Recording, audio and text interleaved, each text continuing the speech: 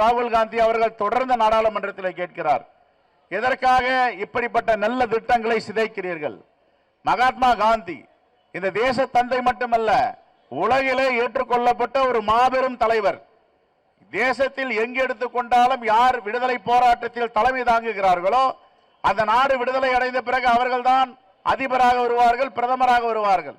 அது Nelson Mandela ஆகட்டும், லீக்வானி ஆகட்டும், பிடெல் காஸ்ட்ரோ ஆகட்டும், ஜெபர்சன் ஆகட்டும், எந்த நாட்டு தலைவர்களும் அவர்தான். ரஷ்யாவும் அதற்கு விதிவிலக்கில்ல. லெனின் என்றால் லெனின் தான் அந்த போராட்டத்தை தலைமையேற்று நடத்துகிறார் என்றால், ஸ்டாலின் என்றால் ஸ்டாலின் தான். ஆனால் இந்தியாவில் மட்டும்தான் மகாத்மா காந்தியடிகள் தலைமையில் ஒரு நாடு விடுதலை அடைந்தது. மகாத்மா காந்தி பிரதமராக மாட்டார், குடியரசுத் தலைவராக மாட்டார், தன்னுடைய தோழர்களை ஆக்குவார் என்று உலகத்திற்கே முன்னுதாரணமான தலைவர் மகாத்மா காந்தியடிகள். ஆகவே மகாத்மா காந்தியடிகளை பிஜேபிக்கு பிடிக்காது, RSS பிடிக்காது. மகாத்மா காந்தி ராமர் பக்தர், அவர் இந்து, அதில் மாற்று கருத்து கிடையாது. ஆனால் என்ன பிரச்சனை? எல்லோரும் சமம். இந்த தேசத்தில் யார் யாரெல்லாம் பிறக்கிறார்களோ, இந்திய மண்ணில் யார் பிறக்கிறாரோ அவர்களுக்கு சம உரிமை, முன்னுரிமை என்று சொன்னார். இது RSS என்ன கேட்கிறது? எப்படி சம உரிமை, ஈக்குவாலிட்டி எப்படி நாங்கள் எடுத்துக்கொள்ள முடியும்? ஏற்றத்தாழ்வோடு தானே இந்த இந்தியா இருக்க வேண்டும், ஏற்றத்தாழ்வோடு தானே எல்லா மக்களும் வாழ வேண்டும் என்றுதான் RSS உடைய அஜெண்டா. ஆகையால் RSS தலைவர்கள் படுகொலை செய்தார்கள். இது நீதிமன்ற தீர்ப்பு இருக்கிறது, வரலாறு பேசும்.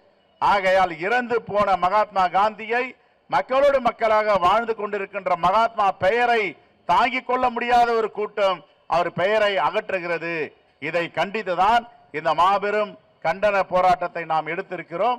இப்போது ஆளுநர் மாளிகையை முற்றுகையிடும் போராட்டத்தை நாம் அறிவித்திருக்கிறோம்.